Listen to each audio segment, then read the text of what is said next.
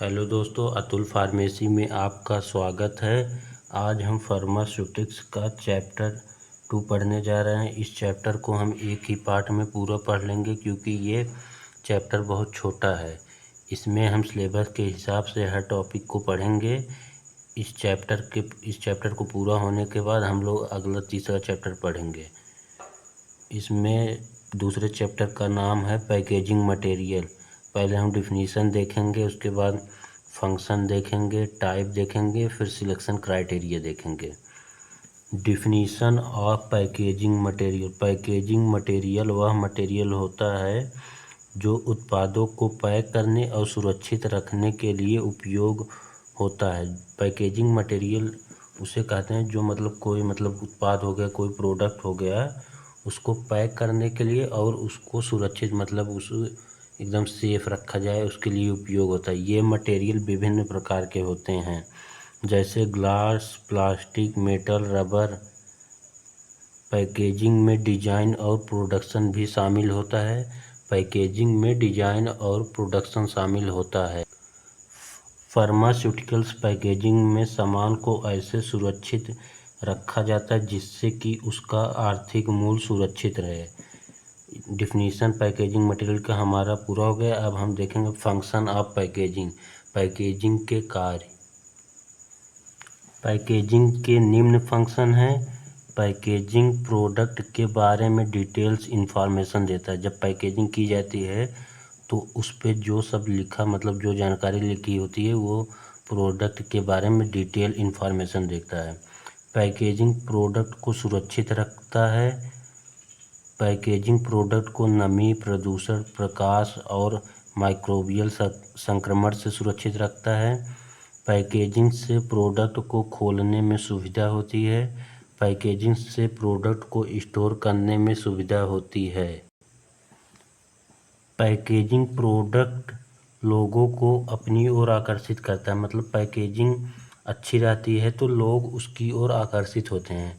Packaging product identification में help करता है। पैकेजिंग प्रोडक्ट को यूज करने में हेल्प करता है। अब हम देखेंगे फंक्शन पूरा हो गया। हम देखेंगे type of packaging.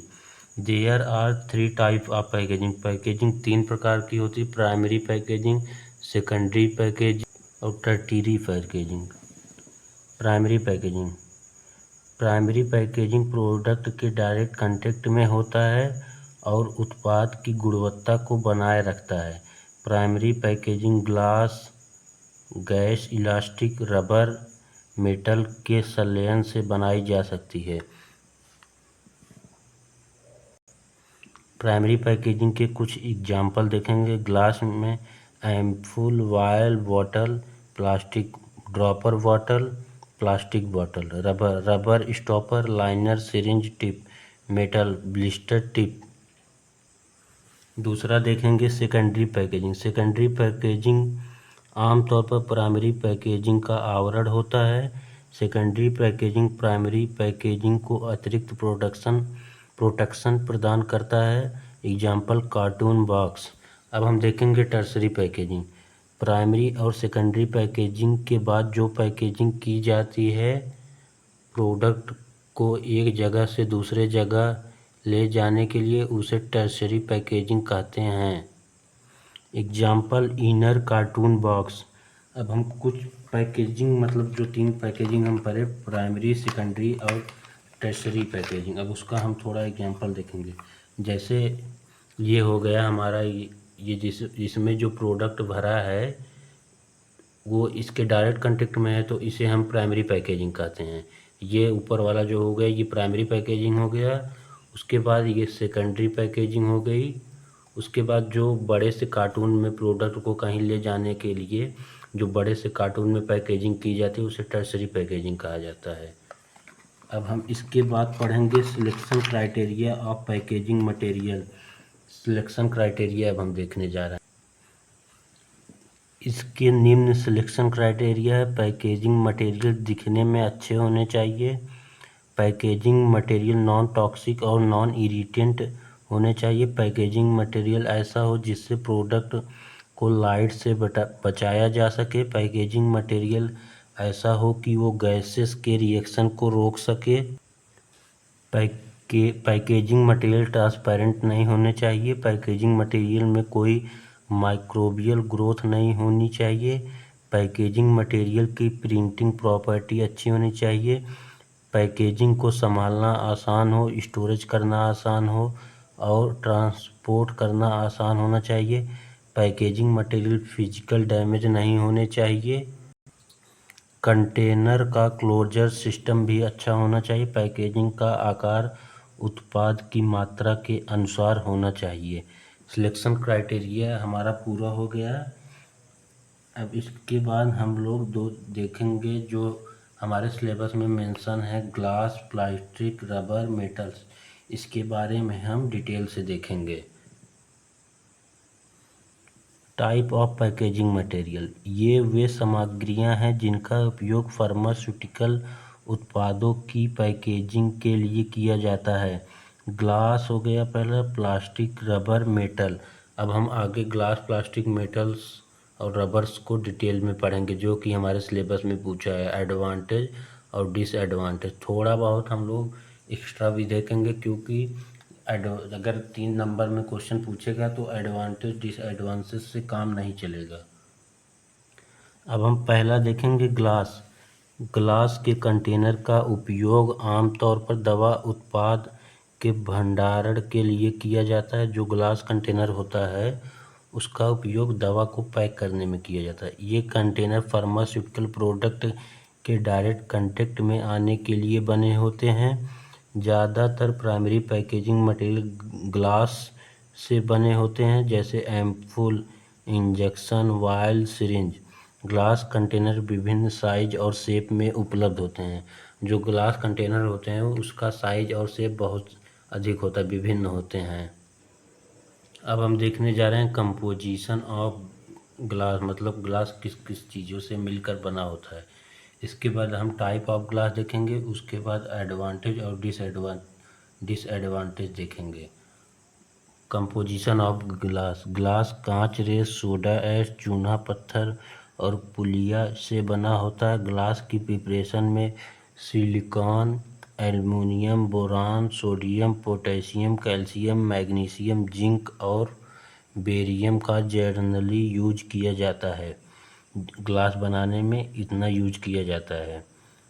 Type of glass, there are 4 type of glass.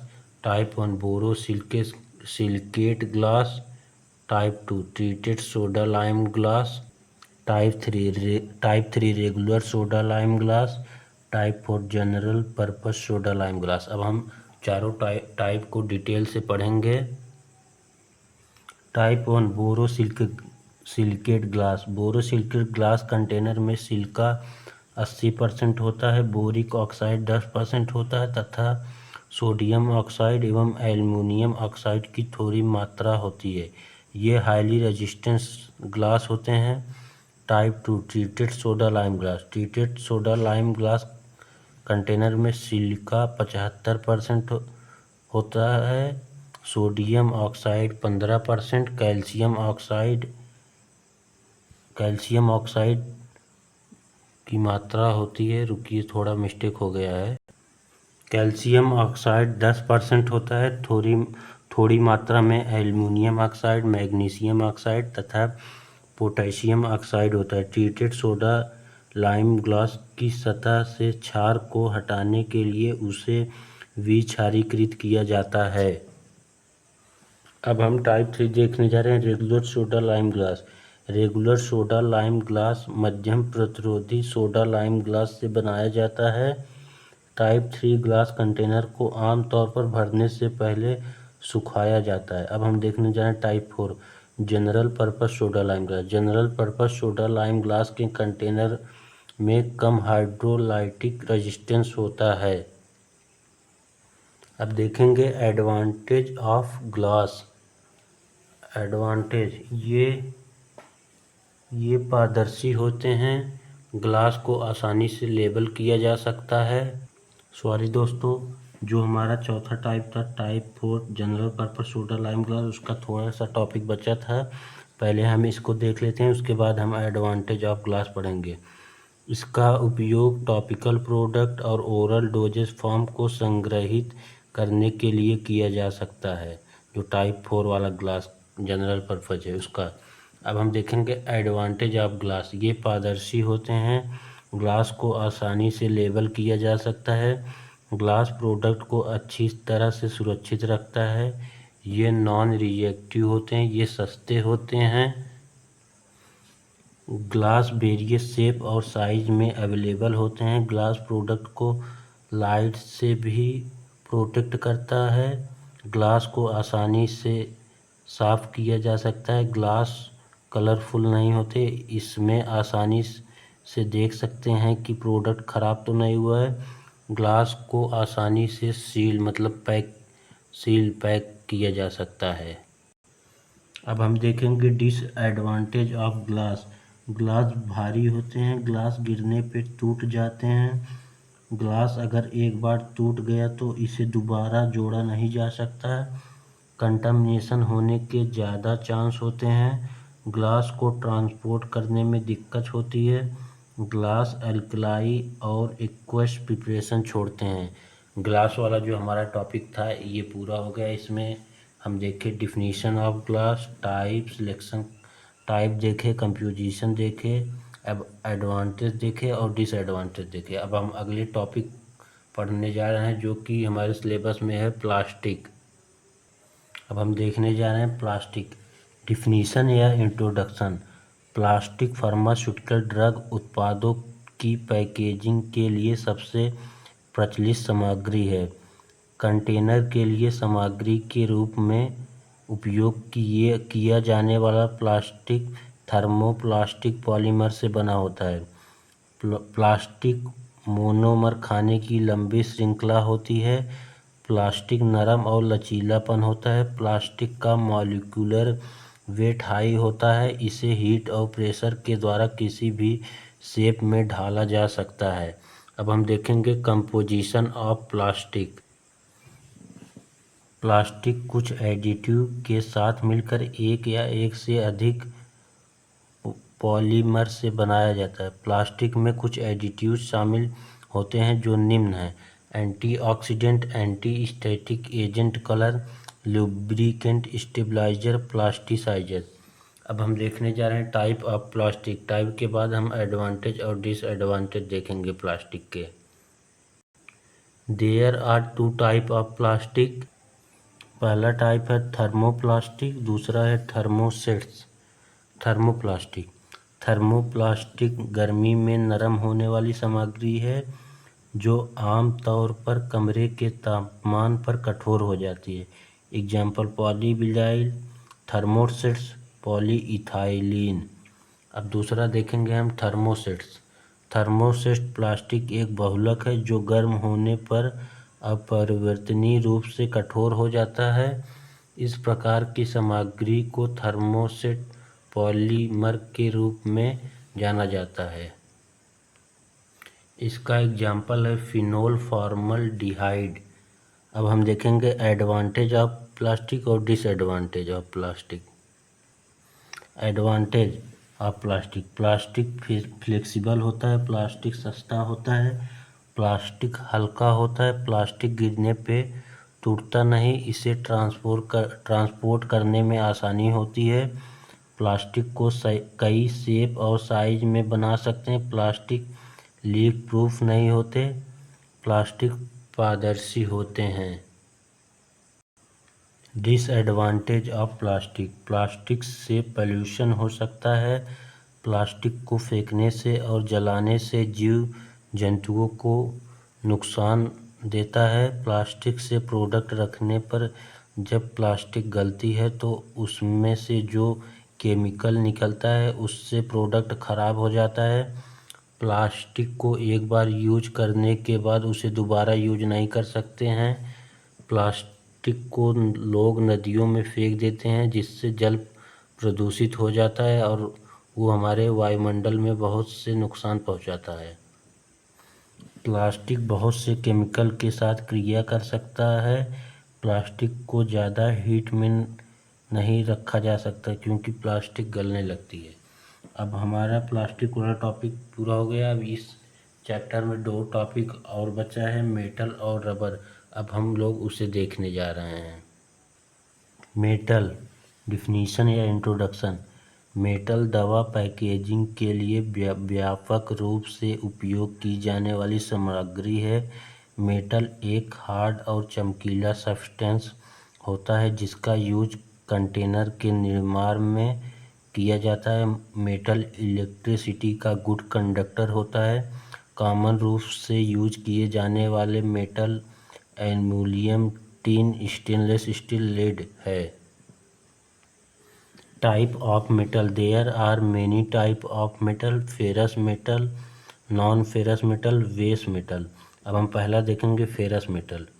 Ferrous metal iron से बना होता है। फेरस मेटल उच्च तापमान पर पिघल जाता है। फेरस मेटल मजबूत और टिकाऊ होता है। Example steel, cast iron. अब हम देखेंगे दूसरा नॉन फेरस मेटल। इसमें आयरन की मात्रा नहीं होती है। नॉन फेरस मेटल हल्की और लचीली होती है। Example copper, aluminium, zinc, tin, lead. Base metal. Base metal सस्ती होती है। बेस मेटल का उपयोग विभिन्न उद्योगों में किया जाता है। अब हम मेटल का एडवांटेज और डिसएडवांटेज देखेंगे, इसके बाद रबर पढ़ेंगे। Advantage of metal. मेटल जल्दी टूटते नहीं। मेटल के अंदर लाइट नहीं जाती है। मेटल हल्के होते हैं। मेटल की सतह पर सीधे लेबल किया जा सकता है। मेटल मजबूत होते हैं। मेटल लंबे समय तक टिकाऊ होते हैं। मेटल में अधिक ताप झेलने की क्षमता होती है। अब हम डिसएडवांटेज ऑफ मेटल को देखेंगे। मेटल बहुत महंगे हो सकते हैं। मेटल में जंग लग सकती है जिससे वो टूट जाते हैं। मेटल प्रदूषण का कारण बन सकते हैं। मेटल कभी कभी प्रोडक्ट के साथ रिएक्शन कर जाते हैं। कुछ मेटल उच्च तापमान पर पिघल जाती हैं। मेटल ऊर्जा की खपत ज़्यादा करते हैं। अब हम इस चैप्टर का लास्ट टॉपिक देखने जा रहे हैं जो कि है रबर। रबर के बाद ये चैप्टर हमारा पूरा हो जाएगा। उसके बाद हम फार्मास्यूटिक्स का तीसरा चैप्टर पढ़ेंगे। वो वाला भी चैप्टर छोटा है, उसे भी हम या 1 या 2 लेक्चर में पूरा कर लेंगे। रबर। रबर दवा पैकेजिंग के लिए व्यापक रूप से उपयोग किए जाने वाली सामग्री है। रबर का उपयोग मुख्य रूप से vials, transfusion, fluid bottle, dropping bottle और कई अन्य प्रकार के उत्पादों के लिए क्लोजर के निर्माण के लिए किया जाता है। ये डिफिनीशन हो गया या इंट्रोडक्शन। अब हम टाइप ऑफ रबर देखेंगे। There are 2 type of rubber, natural rubber, synthetic rubber. पहला है नेचुरल रबर। इस प्रकार की रबर नेचुरल रूप से प्राप्त होती हैं, फिर उसमें कुछ केमिकल को मिलाकर रबर के प्रोडक्ट बनाए जाते हैं। नेचुरल रबर के 2 टाइप होते हैं, पहला सॉफ्ट रबर, दूसरा hard rubber. Soft rubber natural रूप से ट्री से तैयार की जाती हैं। Hard rubber. जब सॉफ्ट रबर में 25% तक सल्फर मिला दिया जाता है तब इसको वल्कनाइजेशन प्रोसेस कहा जाता है, तो इससे हार्ड रबर बनाई जाती है। अब हम देखेंगे सिंथेटिक रबर। सिंथेटिक रबर को हिंदी में कृत्रिम रबर कहा जाता है। इस प्रकार की रबर को आर्टिफिशियली तरीके से प्रिपेयर किया जाता है। इसको मैन मेड रबर भी कहा जाता है। अब हमारा जो हमारे सिलेबस में मेंशन है टॉपिक, एडवांटेज और डिसएडवांटेज। अब हम उसको पढ़ने जा रहे हैं। रबर सस्ते होते हैं। रबर आसानी से प्राप्त हो जाते हैं। रबर को अलग अलग शेप या साइज में ढाला जा सकता है। रबर का यूज करना आसान होता है। रबर प्रोडक्ट को अच्छी तरह से सील करते हैं। रबर प्रोडक्ट को कंटामिनेशन से बचाता है। रबर बहुत ही सॉफ्ट होते हैं और कंटेनर को प्रॉपर्ली क्लोज्ड करके रखते हैं। अब देखेंगे disadvantage of rubber. Rubber product के साथ रिएक्शन कर सकती है। रबर का ऑर्डर अनप्लीजेंट होता है, मतलब रबर का टेस्ट जो होता है वो ख़राब होता है। सॉरी दोस्तों, हम ऑर्डर को टेस्ट बोल दिए। ऑर्डर मतलब गंध होता है। रबर का गंध अनप्लीजेंट होता है। रबर धूप के संपर्क में आने से पिघलने लगती है। रबर ठंडे मौसम में कठोर हो जाती हैं। रबर जल्दी फट जाती हैं। रबर गंध का कारण बन सकती हैं। इसी के साथ हमारा जो दूसरा चैप्टर था पैकेजिंग मटेरियल वो पूरा हो गया। इसमें हमें बस इतना ही पढ़ना था। टाइप पढ़ना था पैकेजिंग मटेरियल का। उस उसके बाद सिलेक्शन क्राइटेरिया पढ़ना था। उसके बाद रबर का एडवांटेज और डिसएडवांटेज, मतलब प्लास्टिक, रबर, मेटल और जो ग्लास था, इन सब का एडवांटेज और डिसएडवांटेज पढ़ना था। हमारे टॉपिक में इतना ही मेंशन है, लेकिन आप लोग इतना लिख लीजिएगा और याद करके। इतना पेपर में अगर एक टॉपिक पूछेगा ग्लास तो उसे भी इतना ही लिखना होगा, क्योंकि 3 नंबर में एडवांटेज और डिसएडवांटेज से हमें पूरा नंबर नहीं मिल पाएगा। इसी के साथ हमारा दूसरा चैप्टर भी पूरा हो गया। अब हम आगे तीसरा चैप्टर को पढ़ेंगे।